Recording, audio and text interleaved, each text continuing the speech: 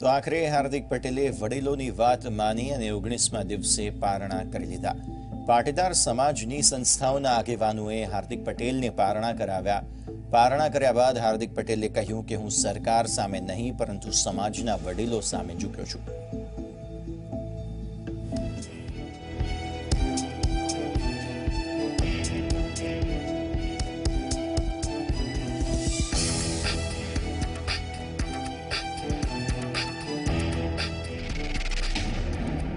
દિવસના આમરણાંત ઉપવાસ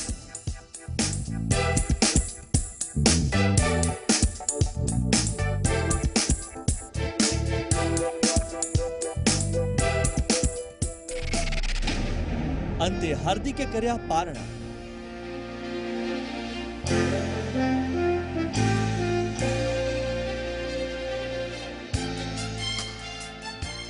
છેલ્લા 19 દિવસથી આમરણાંત ઉપવાસ કરી રહેલા હાર્દિક પટેલે અંતે પારણા કર્યા.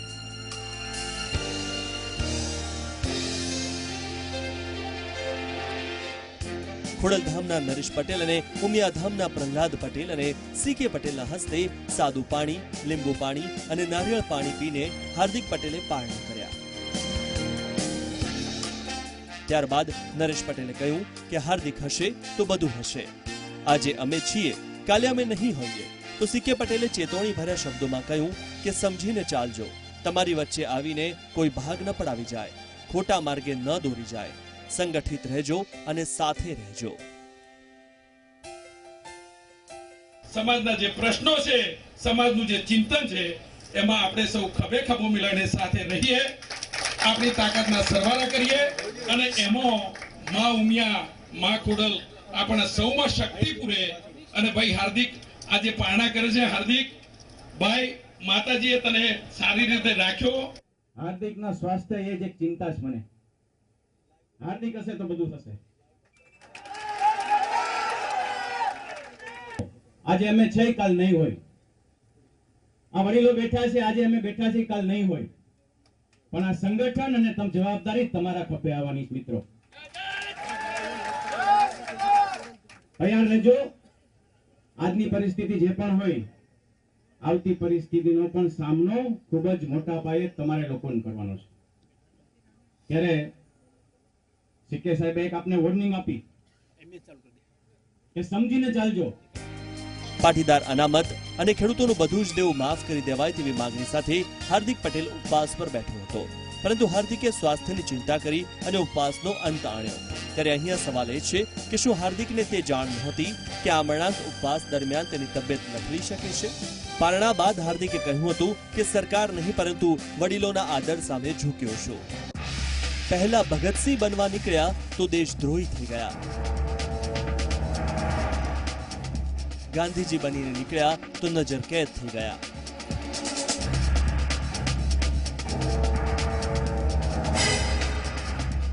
આ ઉપવાસના પારણા ફક્ત ને ફક્ત તમારા માન અને સન્માન માટેના છે.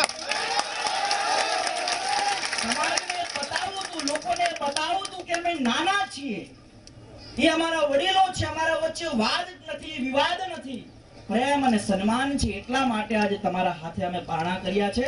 તમે પારણા કરવા આવો છો, સરકાર ઉપરથી એક ભાર ઓછો કરવા આવો છો અને એ પણ હજુ આપણને સ્વીકારવા ન માંગતા હોય તો ક્યાં સુધી આપણે આમની ગુલામી અને લાચારી સહન કરીશું?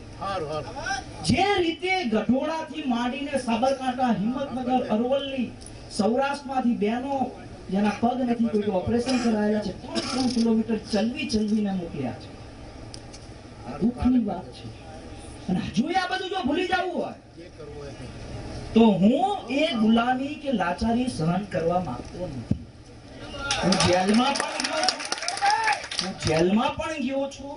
મેં બધું અપમાન, બદનામી બધું સહન કરી લીધું છે. પણ ઝૂકીશ તો તમારી સામે ઝૂકીશ, વડીલો સામે, સરકાર સામે. હાર્દિક પટેલના ઉપવાસને કોંગ્રેસે સીધું સમર્થન કર્યું હતું. ન માત્ર કોંગ્રેસ પરંતુ અન્ય પાર્ટીઓએ પણ હાર્દિકના ઉપવાસને સમર્થન આપ્યું હતું.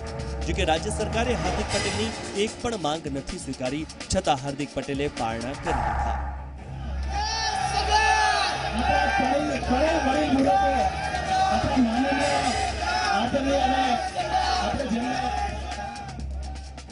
એટલે કે શું સરકારને પણ હવે ખબર પડી ગઈ છે કે હાર્દિકમાં હવે કેટલો દમ છે? વાર જઈ સરદાર બોલીશ, બે હાથ ઊંચા કરીને શક્તિ સાથે બોલવાનું છે. 19 દિવસ ભિખારી એટલે કઈ મરી ન જવાય. 19 દિવસ ભિખારી એટલે શરીર ફિલ્ટર થઈ જાય, એટલે હવે 19 વર્ષ વધુ દોડવાનું.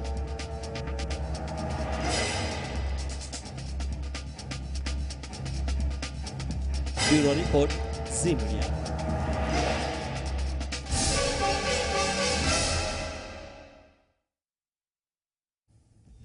હાર્દિક પટેલે જે માગ કરી હતી તેમાંથી સરકારે એક પણ માગ નથી સ્વીકારી. જો કે સ્વાસ્થ્યને લઈને હાર્દિકે ઉપવાસ છોડ્યા છે. ત્યારે આક્રમક હાર્દિક શા માટે થયો પારણા માટે રાજી અને શા માટે હાર્દિક આવ્યો બેકફૂટ પર?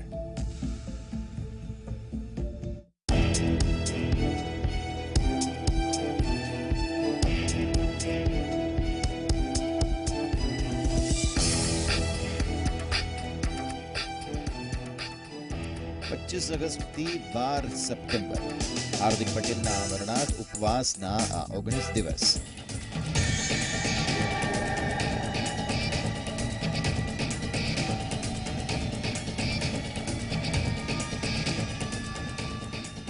ઉપવાસથી ઊભા થયેલા આ સવાલ, ઉપવાસથી પાટીદાર સમાજને શું મળ્યું?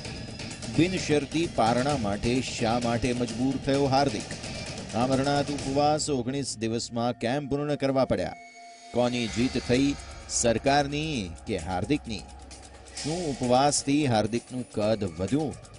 કેમ આક્રમક હાર્દિક બેકફૂટ પર આવ્યો?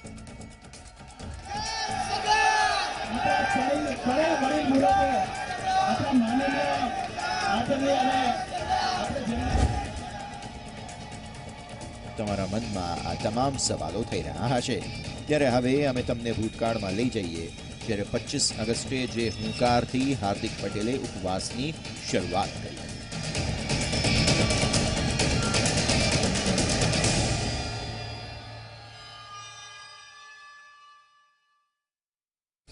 પાટીદાર સમાજને અનામતનો લાભ મળે અને ખેડૂતોને દેવા માફી થાય, આ બંને મુદ્દા સાથે બાકી અમે કોઈનાથી ડરવાના નથી. જેનાથી જે ઉખાડવું હોય અને જે થાય એ કરી લેવાની છૂટ છે. પણ કોઈ પણ ભોગે આ લડાઈ અમારી ચાલુ રહેવાની છે. પરંતુ જેમ જેમ દિવસ જતા ગયા તેમ હાર્દિકનો હુંકાર પણ ઓછો થતો ગયો.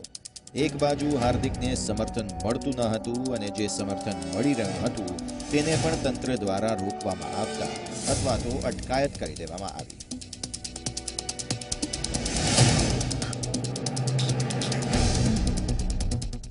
એટલે કે સરકાર હાર્દિકના ઉપવાસને કોઈ પણ કાળે સફળ થવા નહોતી દેવા માંગતી. જો કે હાર્દિકના ઉપવાસ દરમિયાન ભાજપના જ 2 નેતાઓએ જ્યારે હાર્દિકને સાથ આપ્યો ત્યારે राजनैतिक भूकंप जरूर આવ્યો. हम ये प्रधानमंत्री या किसी शासक के खिलाफ नहीं बोल रहे हैं. हम जो है सिस्टम के खिलाफ बात कर रहे हैं और हम जो बातें कर रहे हैं जनहित में कर रहे हैं और देश हित में कर रहे हैं. ન માત્ર ભાજપના નેતા પરંતુ મોટા મોટા રાષ્ટ્રીય નેતાઓએ પણ હાર્દિકને સમર્થન આપ્યું. શરદ યાદવ, ઉત્તરાખંડના પૂર્વ સીએમ હરીશ રાવત, પશ્ચિમ બંગાળના મુખ્યમંત્રી મમતા બેનર્જીના પ્રતિનિધિ દિનેશ ત્રિવેદી, ડીએમકે નેતા એ રાજા સહિતના નેતાઓએ ઉપવાસ દરમિયાન હાર્દિકની મુલાકાત લીધી હતી, જેને લઈને હાર્દિકનું રાષ્ટ્રીય સ્તરે કદ જરૂર વધ્યું છે. પરંતુ બીજી બાજુ એ પણ કહી શકાય કે 2019ની ચૂંટણીને જોતા રાષ્ટ્રીય નેતાઓએ પાટીદારોને રીઝવવા માટે હાર્દિકને સમર્થન આપ્યું, કારણ કે તે હાલ સૌથી મોટો પાટીદાર ચહેરો છે. કણબીનો છોરો, ખેતરમાંથી ધન અને ધાન્ય પેદા કરવા વાળા લોકો છે. જીભ કડવી છે, હાથમાં કુહાડી રાખીએ છીએ, એટલે મોઢામાંથી ક્યારે મીઠાશવાળી સુગંધવાળી વાતો ક્યારે ન હોય તો કડવી વાતો. હાર્દિકના પારણાને લઈને નીતિન પટેલે પ્રતિક્રિયા આપતા જણાવ્યું કે હાર્દિકે પારણા કરવાનો જે નિર્ણય લીધો છે તે યોગ્ય છે. કે પાટીદાર સમાજના આગેવાનોએ જ્યારે પાણી પીવાની લાગણી વ્યક્ત કરી ત્યારે એનો અમલ ન કર્યો. નરેશભાઈ રાજકોટથી આવી, સ્પેશિયલ આવી, ખાસ આવી અને પાણી પીવા માટેની લાગણી વ્યક્ત કરી તો એનો પણ સ્વીકાર નહોતો થયો. એટલે પાટીદાર સમાજના અગ્રણીઓની લાગણી એ વખતે સ્વીકારવામાં નહોતી આવી. એ ભલે મોડી કરી હોય પણ યોગ્ય કરી છે અને એમનો આ નિર્ણય એ સારો નિર્ણય છે. એટલે કે ઉપવાસથી પાટીદાર સમાજને ભલે કંઈ પણ ના મળ્યું હોય, પરંતુ હાર્દિકનું કદ જરૂર વધ્યું છે. પરંતુ અહીં સવાલ તો એ જ ઊભો થાય છે કે ઉપવાસ આંદોલનમાં જીત આખરે કોને થઈ અને કેમ આક્રમક હાર્દિકને બેકફૂટ પર આવવું પડ્યું.